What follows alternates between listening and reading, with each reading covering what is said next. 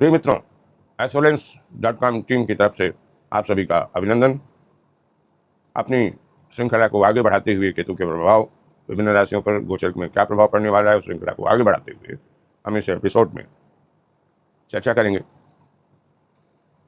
हमने इससे पहले वृश्चिक यानी स्कॉर्पियो तक चर्चा कर ली है।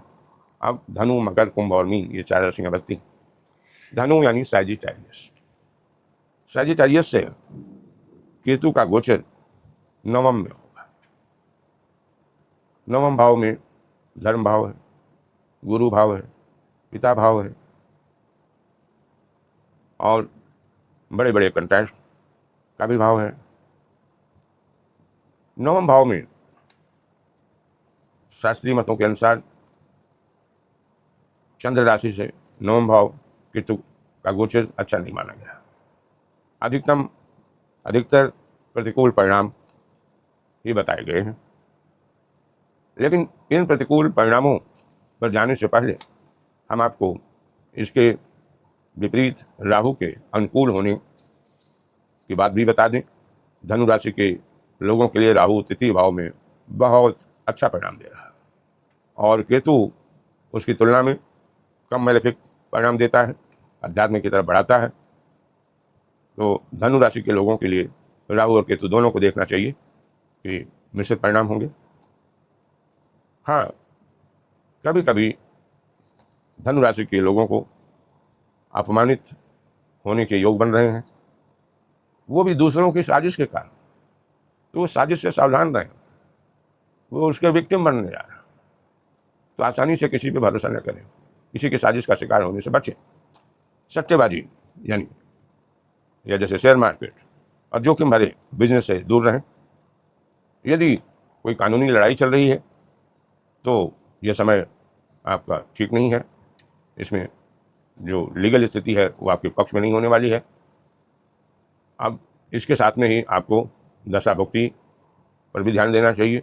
यदि अनुकूल दशा भुक्ति चल रही है तो ये प्रतिकूल परिणाम कम हो जाएंगे। यदि प्रतिकूल दशा भुक्ति चल रही है तो दुष्परिणाम बढ़ जाएंगे। यद्यपि राहु आपके पक्ष में है तो बहुत घबराने की बात नहीं है, लेकिन फिर भी साजिश, कॉन्स्पिरेसी से बचें, लोगों की कॉन्स्पिरेसी से बचें। उस कॉन्स्पिरेसी के कारण आपको अपमानित होना पड़ सकता है, इसलिए सावधानी से लोगों पर भरोसा करें, लोगों की बातों में आसानी से न आए। अब हम अगली राशि मकर यानी कैप्रिकॉर्न 270 से 300 डिग्री इस पर चलते हैं। मकर चंद्र राशि। एस्ट्रोलेंस.com रिसर्च टीम के अनुसार मकर राशि के लोगों के लिए अगले 1.5 साल वास्तव में सबसे खराब। भले शनि उनके पक्ष में है, लेकिन राहु और केतु का एक्सिस द्वितीय और अष्टम में पड़ रहा है। राहु और केतु दोनों उनके विपरीत है। मकर चंद्र राशि के लोगों के लिए शास्त्रीय ज्योतिष के अनुसार चंद्र राशि से अष्टम पड़ने जा रहा है। अनजाना डर उनको सताता रहेगा, हमेशा अंदर से डरे रहेंगे, फियर कॉम्प्लेक्स से घिरे रहेंगे। किसी न किसी प्रकार का रोग सताएगा। सोना या पैसे की चोरी या आभूषणों की बिक्री, फाइनेंस के लिए योग बन रहे हैं, यानी पैसे की भारी किल्लत होने वाली है। कंफ्यूजन की स्थिति में रहेंगे और संभव अचानक दुर्घटना, अचानक घटनाओं का कारक है। असंभव आयु का भी कारक है। केतु का वहाँ होना अच्छा नहीं है। कभी कभी यह अक्सर ये पाया गया है कि यदि केतु जन्म कुंडली में भी अष्टम बैठा है तो ऐसे लोग सुसाइडल टेंडेंसी इनमें बढ़ जाती है। अष्टम भाव में केतु जा रहा है 18 मई से, तो ऐसे लोग मेलंकोलिया के शिकार होंगे। उनको अच्छे सकारात्मक विचार वाले लोगों से संपर्क में रहना चाहिए, भगवान की शरण ग्रहण करना चाहिए और सुसाइडल टेंडेंसी से बचना चाहिए। जीवन साथी से उनको पूर्ण सहयोग मिलेगा, ये अच्छी बात है, लेकिन उनको अपने इस बुरे समय को धैर्य से, बुद्धिमत्ता से, विजडम से काटना चाहिए। जिनकी चंद्र राशि और लग्न दोनों मकर हैं उन्हें खास सावधान होने की हिदायत दी जाती है। उन्हें प्रतिदिन गणेश जी, दुर्गा जी और शिव जी की प्रार्थना करनी चाहिए। गणेश और दुर्गा की अवश्य, अन्यथा उनके लिए ये बहुत ही प्रतिकूल समय होगा, खास करके यदि दशा भुक्ति भी प्रतिकूल चल रही हो तो। यदि दशा भुक्ति अनुकूल है तो दुष्परिणामों में प्रार्थना करनी चाहिए। गणेश और दुर्गा की अवश्य, अन्यथा उनके लिए ये बहुत, जैसा कि आप जानते हैं अभी तो मकर से तीसरी राशि में चल रहा है, अनुकूल है, लेकिन बीच में भक्ति हो जाएगा, उस समय उनको विशेष ध्यान देने की आवश्यकता है। हम अगली राशि पर चलते हैं, कुंभ, एक्वेरियस। एक्वेरियस 300 से 330 डिग्री का वृत्तीय क्षेत्र है। मकर लग्न से कुंभ लग्न से, कुंभ राशि से केतु सप्तम पड़ेगा, इसलिए यदि दाम्पत्य जीवन में है तो खटपट होगी। महिलाओं के लिए एवॉल्यूशन कर ले और उसके कारण उनके पति दाम्पत्य जीवन में भटक सकते हैं। ऐसे जातकों के लिए सलाह दी जाती है कि किसी विकेड वुमन के फांसे में न फंसे। जो जातक अविवाहित हैं उनके लिए कुंभ एक्वेरियस के राशि वालों के लिए ये संकेत हैं कि वो दूसरी जाति या धर्म के लोगों से प्रेम कर बैठेंगे, उस प्रेम जाल में फंसकर मजबूरी में शादी करने को बाध्य हो जाएंगे।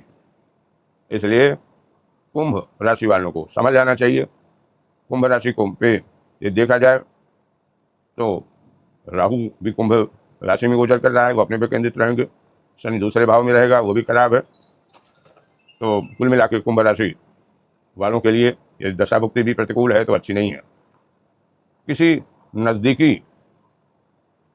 एक बहुत ही दुखद संकेत आ रहे हैं कि इस दौरान अगले 1.5 साल में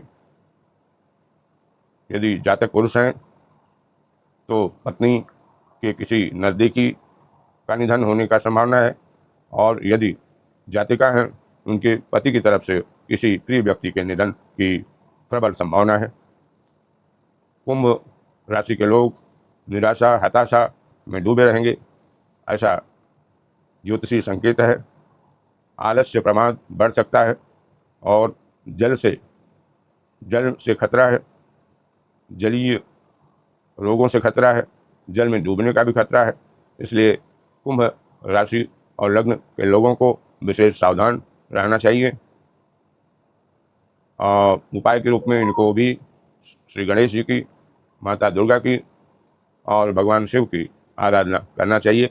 जैसे मैंने मंत्र बताया, ओम गंग गणपतये नमः बीज मंत्र है, और श्री दुर्गा जी का ओम ऐं ह्रीं क्लीं चामुंडाय विच्चे, ये उनका बीज मंत्र है। और श्री शिव जी का पंचाक्षरी मंत्र ओम नमः शिवाय का रोज एक माला जप करें और हरि शरण गहें, तभी कल्याण है। यदि दशा भुक्ति भी प्रतिकूल है तो उनके लिए खतरे की घंटी है। यदि दशा भुक्ति अनुकूल है तो उनको उतनी परेशानियों का सामना नहीं करना पड़ेगा।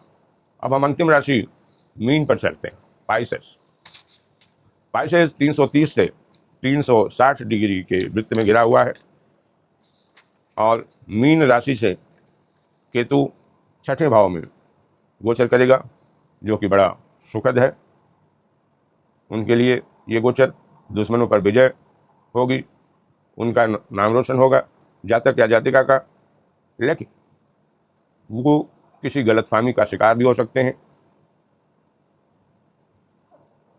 ऐसे लोगों के एक और प्रतिकूल संकेत है कि मामा पक्ष में मामा को या उनके किसी सगे संबंधी को गंभीर बीमारी हो सकती है।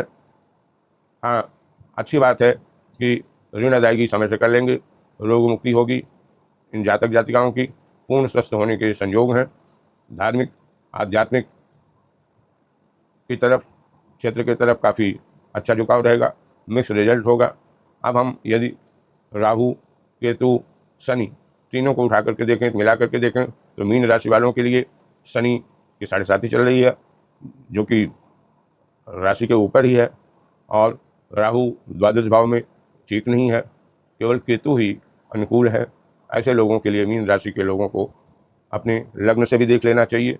लग्न और राशि यदि दोनों प्रतिकूल हों तो उनको राहु और शनि का उपाय करना चाहिए। यदि दशाभुक्ति अनुकूल है तो दुष्प्रभाव कम होगा, लेकिन मीन राशि के जातकों के लिए अगले 1.5 साल कठिन होंगे।